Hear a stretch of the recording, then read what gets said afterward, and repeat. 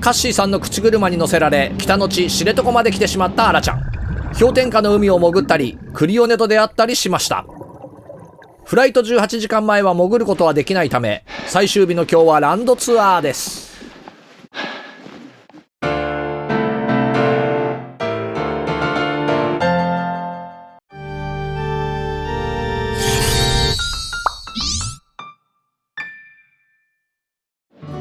朝食は昨日と同じバカでっかい食堂でサクッと済ませました。相変わらず和食だか洋食だかは分かりません。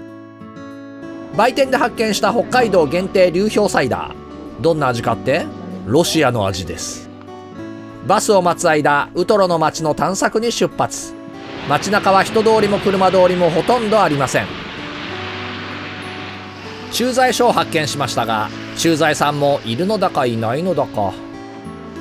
これがウトロ名物ゴジラ岩。ゴジラこっちを向いてる感じ。あっち向いてんじゃない？あれが足で、あっちが尻尾なんじゃないかな。はい、じゃあどうぞ。なんかそこでまたこけるの。オッケー。そばにはゴジラの手湯なるものもありました。めちゃくちゃ熱いです。足湯じゃなくて手湯。ゴジラ岩の隣はウトロ漁港です。バスターミナルの隣にはペレケ川。こんな小さな街中の川ですがカラフトマスの遡上と産卵が間近で見られる川として有名です。ここを多い時には1万匹ものカラフトマスが遡上します。今はブルーシートが張られているところが階段状になっていて川岸まで降りられるようになっています。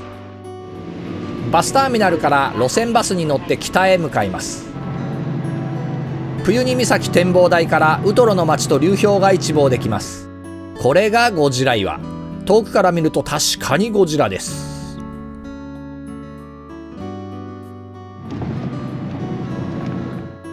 そしてこれは多分ワシです。かなり大きいですからね。注意して空を見ていると割としょっちゅう何気なく飛んでいます。10分ほどで知床自然センターに到着。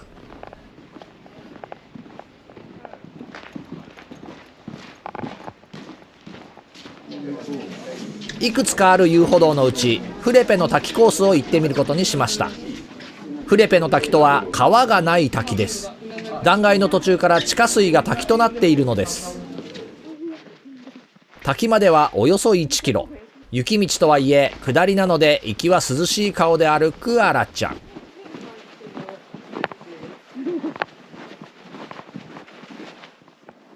手すりも何にもありません。押さないよ、押さないというね。ここは本当に怖かったですが、何押してんだ。これで手すりがあったらあったでがっかりですよね。山田さん気をつけて、本当これマジ怒ったらアウトだよ。滝の展望小屋が見えてきました。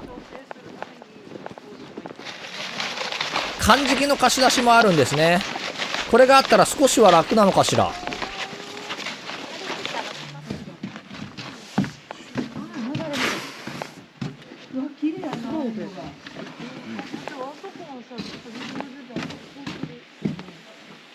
え、滝どこ？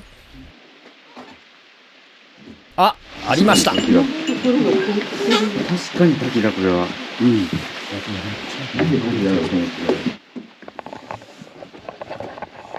帰ろうとすると謎の変死体が。なぜこうなった？なぜこの人はこうなったの？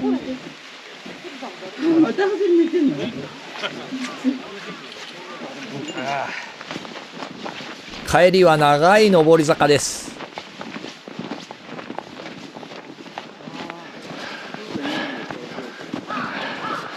長い上り坂がやっと終わりました。みんなほんとよく歩けるな。倒れそう。やっと帰り着いた自然センター。カッシーさんはマキアートでクリオネを描いたつもりのようです。めちゃめちゃマンタだねこれ。クリオネマンタ。ここからはタクシーをチャーターして少し南にあるオシンコシンの滝へ。やばい、これはやばい。近近頃の人は電話ボックスで大はしゃぎするんですね。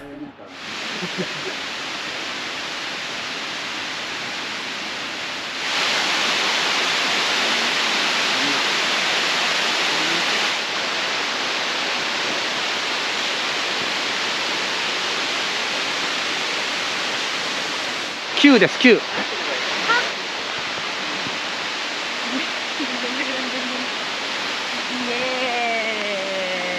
あ、転ばないの？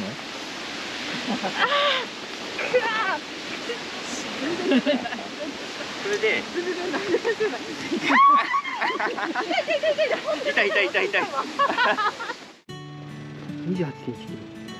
次は天に続く道、28キロ続くまっすぐな道です。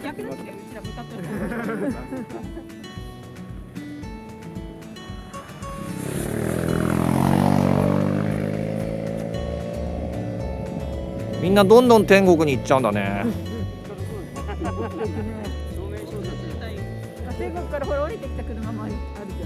天気が良ければもっとずっと向こうまで見えるのですが、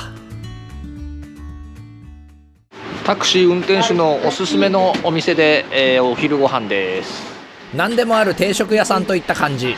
一押しはつぶ貝のかき揚げです。つぶ貝のかき揚げと、シャリ田舎そばですねの冷たいそばです。おつゆの具が2週間しか取れない、もずく2週間しか取れないもずくです。つぶ貝のかき揚げ丼です。なんかどうやって食べるのかよくわからないな。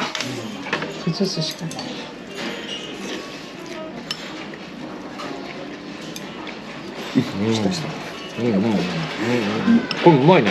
美味しい。まあつぶ貝はこういうなんか糸状みたいに、これがつぶ貝ですよね。もう少ししてる。すごい歯ごたえがあって、ね、タレがかなり甘い感じで、知床で年間2週間しか取れないもずく酢です。もずく酢じゃねえや、もずく。もずく汁。シャキシャキしてるもずくが。隣の机に出されたホッケの塩焼きが気になるあらちゃん。ホ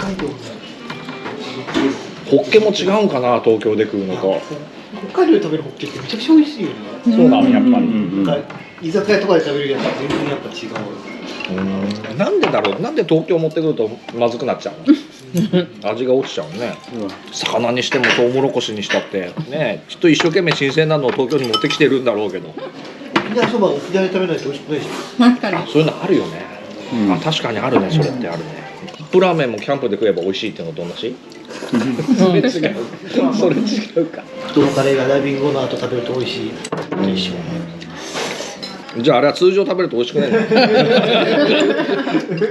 嫌いな食べ物あるんですか？たまに。でもこのね、今揚げたやつ大丈夫だった。あ、そうですよね。それ結構ね。生がダメなの。生の玉ねぎダメな動物多いから、その毒性かもしれない。動物扱いしないです。家とかにあるとダメなの。それか。確かに鳥もね。食死するから。鳥もダメなの？鳥もダメ。もうダメ。玉ねぎ。食死すんの？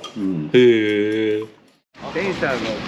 昼食後はちょうどこの2日間開催されていた網走オホーツク流氷祭りへ。ジビエラーメンや網走湖産のしじみ汁など地域の特産グルメもあったらしいですが、突然行った僕たちには分かりませんでした。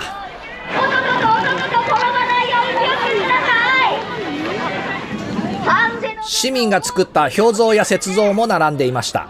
流氷カヤック大会の途中ですが、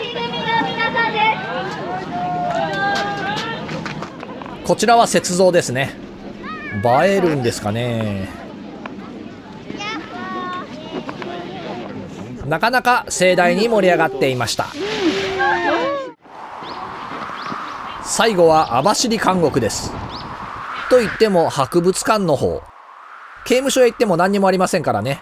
とても面白かったのですが、著作権の関係で YouTube 用の撮影は禁止でした。仕方がないので代わりに仮面ダイバーアラちゃん第3話をお送りします。雪国だってダイバーの平和を守るため仮面ダイバーアラちゃんは活躍する。首や手首のシール部分はシリコン製にアップグレードしてあるぞ。すねのゲートルは手作りだ。アラちゃんはお裁縫もできるぞ。でも潜んないでしょ。仮面してたら水中マスクできないじゃん。仮面外せばいいじゃん。仮面してなきゃ仮面ダイバーじゃないじゃん。潜んなきゃダイバーじゃないじゃん。仮面ライダーだっていつもバイクに乗ってるライダーなわけじゃないでしょ。でもバイクにも乗るじゃん。僕も潜ることもあるよ。でも人前じゃ潜んない。なんで？顔バレしちゃうじゃん。水中マスクしてれば顔バレしないじゃん。仮面してたら水中マスクできないじゃん。仮面外せばいいじゃん。仮面してなきゃ仮面ダイバーじゃないじゃん。潜んなきゃダイバーじゃないじゃん。仮面ライダーだっていつもライダーじゃない。晩ご飯は空港で。でも撮影する前に食べちゃいました。中身はこんなのでした。雪の女満別空港に別れを告げ、乗り込んだのは東京直行最終便。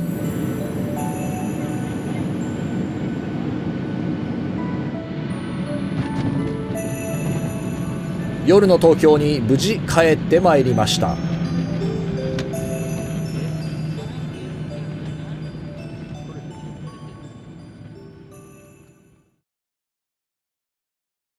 ザトウクジラに出会うためやってきました沖縄。沖縄来てんのになんで麻婆？沖縄も麻婆でしょ。かなり中国に近いんだからさ。歌詞も入る。綺麗な海でまずは通常のダイビング。